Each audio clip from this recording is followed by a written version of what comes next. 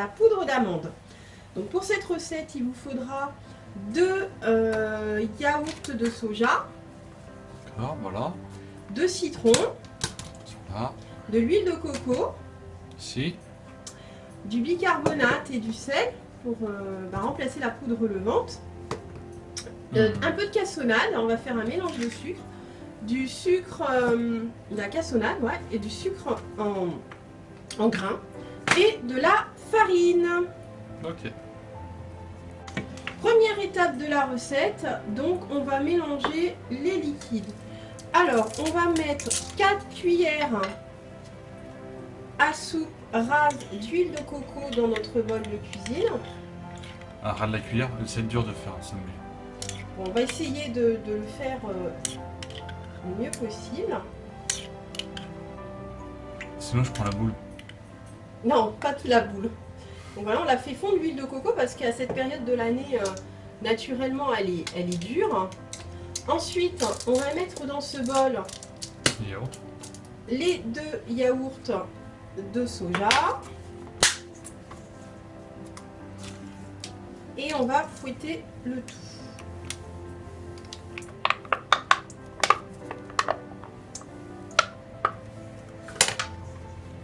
Déjà, on va pas fouetter avec le sucre. Pas encore, on va déjà fouetter le soja, les yaourts de soja avec l'huile.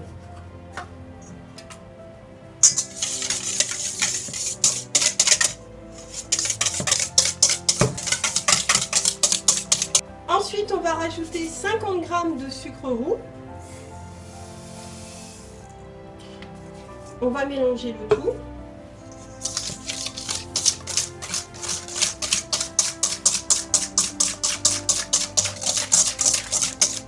Puis on rajoute les 50 g de farine, enfin de poudre d'amande plutôt.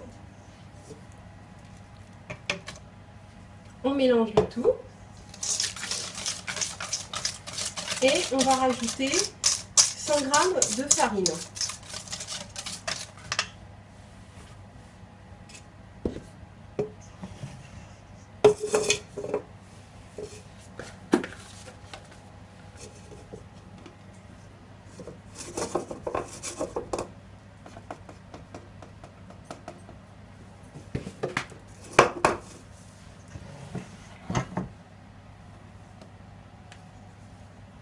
Bien sûr.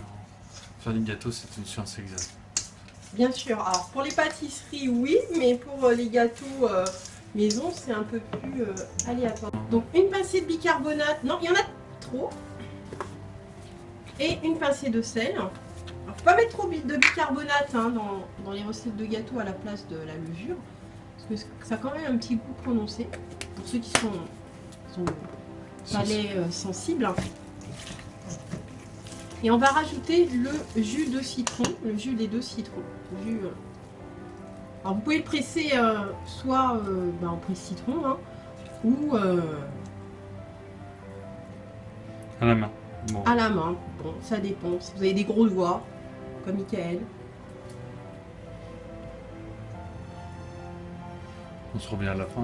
On se revoit à la fin des citron. Voilà, exactement, j'ai l'habitude. Donc on a pressé le jus de nos 2 citrons.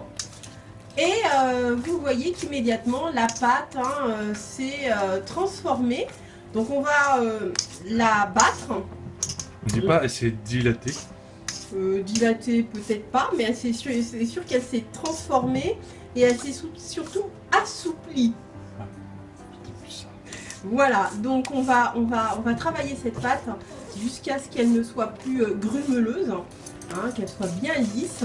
Avant, alors vous pouvez la travailler au robot ou à la main, ça dépend, voilà,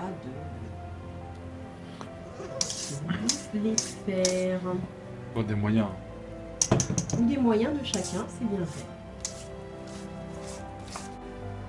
Pour terminer la recette et donner un petit goût craquant à notre cake, on va rajouter à peu près 15 g de sucre en grains qu'on va mélanger à la cuillère. Alors vous avez vu, on n'a pas mis beaucoup de sucre, on a mis à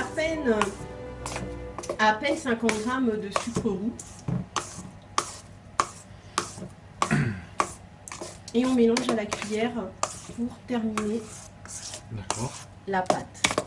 Donc on va placer tout ça dans un moule chemisé de papier sulfurisé.